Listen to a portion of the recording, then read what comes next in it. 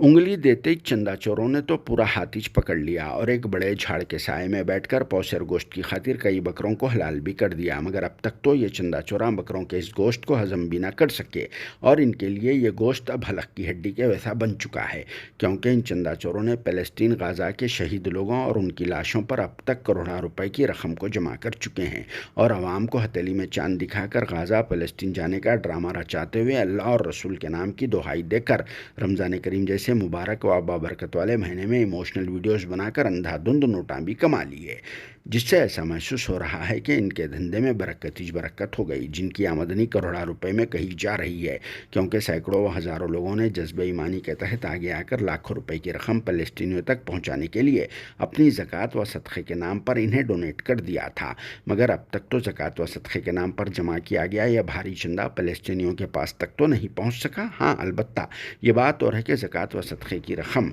इन चंदा चोरों के घर वालों तक पहुँच चुकी है, जिससे ये लोग ऐशो आराम की ज़िंदगी गुजार रहे हैं। उधर बेचारे मासूम फ़लस्तीनियाँ भूख व प्यास से बिलबिला रहे हैं, तो इधर ये चंदा चोरा उनके नाम पर कमाए सौ करोड़ों रुपए हराम की दौलत से मौज मस्ती कर रहे हैं और फिर ऊपर से अपने बाप दादा की दौलत समझकर रुआबदार बातें भी कर रहे हैं और डोनर्स की तरफ से सवालात पूछने पर हिसाब भी नहीं बता रहे हैं, क्योंकि इनके पास एक अंदाजे के मुताबिक अब तक करोड़ों रुपए रकम जमा हो चुकी है। इसीलिए ये चंदा चोरा हिसाब नहीं बता रहे हैं और फिर अब तक इन चंदा चोरों ने कई एक लोगों के पर्सनल अकाउंट्स में ज़कात व सदक़े की रकम को इकट्ठा कर चुके हैं और जैसे ही माहौल गर्म हो गया और फिर डोनर्स में शौर भी पैदा हो गया, तब ये चंदा चोरा मार्केट से गायब भी हो गए, जिनकी सरगर्मियों पर अब पुलिस के अहदेदारों की तरफ से खास नज़र रखी जा रही है, क्योंकि पहले से ही ये चंदा चोरा बहुत ही ज़्यादा बदनाम हो चुके हैं, जो अब तक कई बार जेल भी जा चुके हैं और कई बार इन पर पीडी एक्ट भी लगाया जा चुका है। मगर फिर भी इनकी गैरत नहीं जागी, जो एक लीडर की वजह से एंट्री लेकर इन सब कामों को अंजाम दे रहे हैं,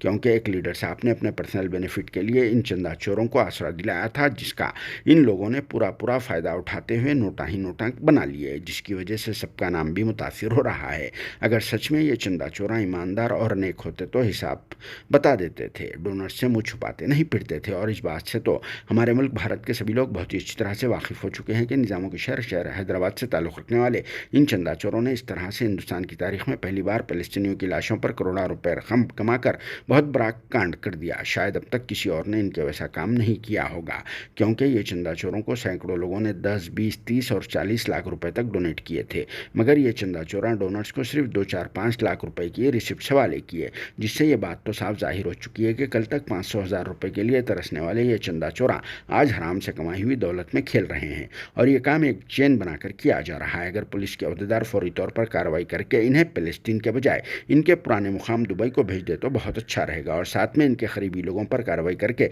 तमाम बेनामी प्रॉपर्टीज़ को जब्त कर देना चाहिए। जिस पर आप सबका क्या कहना है, कमेंट बॉक्स में ज़रूर जवाब देना।